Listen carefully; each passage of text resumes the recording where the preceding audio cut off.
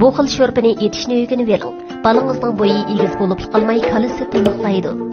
Qaynatilgan qovurg'a go'shga yangaq, chilab qo'yilgan qaraburchaq, zanjabil selib, suv qo'yib 40 minut dumlab qaynatamiz. Keynidan pichakgul bilan sabzini selib, yana 20 minut qaynatamiz. Andan tuz, jijing, piyoz, ko'ki qatorliqlarni selib etsak, ham tamlik, ham o'zining qimmati bor bo'lgan sho'rpa tayyor bo'ladi. Meyve postining yangi yeyish usuli. Bularni bilmay turib, o'zingizni qo'rsoq amroq deguchi bo'lmang.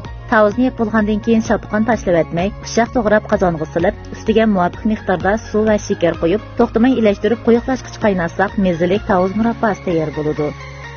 Chinzini yeb bo'lgandan keyin postini tashlab etmay, to'g'rab qozonga silib, muvofiq miqdorda shakar qo'yib, o'tiral o'tda 30 minut qaynatib, suzib sovutgandan keyin shakar talqini silib, tekshi aralashtirsak, shakarlangan chinzi post tayyor bo'ladi.